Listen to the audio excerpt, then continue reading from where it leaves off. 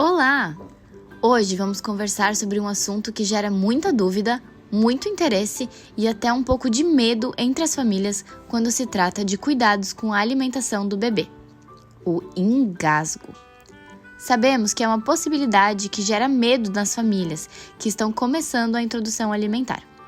Para entender melhor desse assunto, vamos diferenciar dois conceitos, o de gag e o de engasgo, e falar do que fazer em cada um dos casos. Gag versus engasgo. O que é o gag? Gag é o reflexo que protege o sistema respiratório da aspiração de alimentos. Ele acontece quando o alimento pouco mastigado se move para a parte de trás da boca. Parece um pouco com a ânsia de vômito e faz com que o alimento volte para a boca para poder ser mastigado e engolido novamente, ou expelido. Fazer o gag não significa que o bebê engasgou. Na verdade, o gag é a prevenção do engasgo. Ele acontece frequentemente em bebês porque o local da língua que induz o gag fica antes do que na língua dos adultos. Assim, mesmo ainda estando longe para ser aspirado, o alimento já volta para a frente da boca, protegendo contra a aspiração e o engasgo. O gag acontece mais ou menos assim.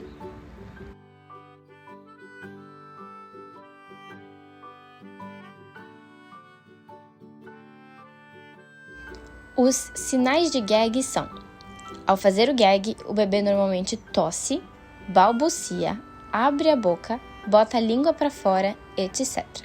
O gag normalmente não é silencioso. Observe.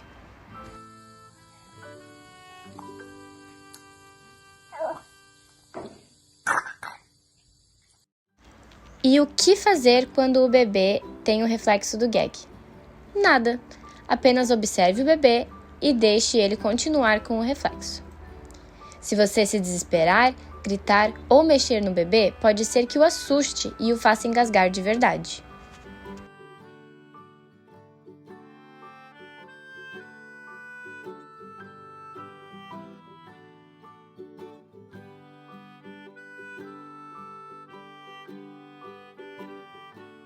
Mas então o que é engasgo?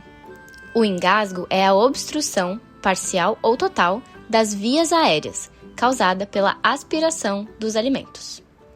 Quando as vias respiratórias são bloqueadas, o bebê pode não conseguir tossir e expulsar o alimento, o que caracteriza um engasgo. Ele geralmente é silencioso, por isso é necessário estar atento e observar o bebê enquanto ele come. Alguns alimentos que podem provocar engasgo são amendoins, castanhas e nozes inteiras, pipoca, uvas ou tomate cereja inteiros ou mesmo cortados na metade, alimentos cortados em rodelas ou cortes em forma de moeda, frutas com caroço, pedaços muito grandes de carnes ou legumes. Todos esses alimentos podem escorregar e ficar entalados na garganta do bebê, impedindo a passagem de ar. Os sinais de engasgo são diferentes dos do gag. No engasgo parcial, o bebê pode chorar ou ficar ofegante e agitado. No engasgo total, o bebê não consegue tossir nem chorar. Depois de um tempo sem ar, ele pode ficar mole e com a pele azulada pela falta de oxigênio. Mas o que fazer? Lembre de nunca colocar os dedos dentro da boca do bebê. Você pode empurrar o alimento ainda mais fundo pela via respiratória dele. Assista esse vídeo demonstrativo ensinando como prosseguir em caso de engasgo.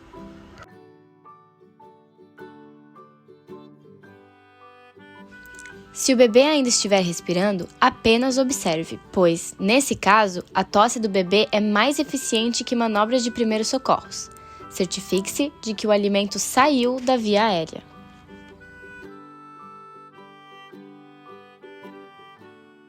Se o bebê não estiver respirando, mas ainda estiver consciente, deite o bebê de barriga para baixo no seu antebraço, deixando a cabeça um pouco abaixo do tronco. Segure a cabeça com uma mão e com a outra apoie um dedo de cada lado da boca do bebê para mantê-la aberta. Cuidado para não pressionar a garganta.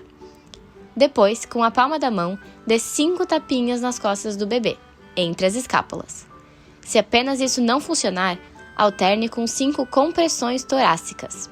Apoie o antebraço nas costas do bebê com a cabeça na palma da mão. Vire o bebê, deixando a cabeça um pouco mais abaixo do corpo.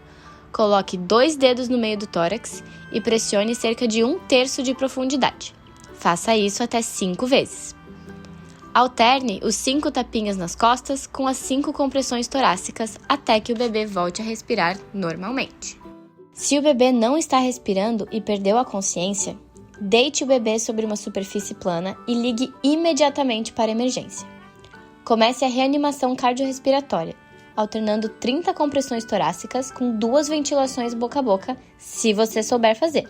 Se não, faça apenas as compressões torácicas na velocidade de 2 compressões por segundo. Se o bebê não voltar a respirar, continue até que o serviço de emergência chegue.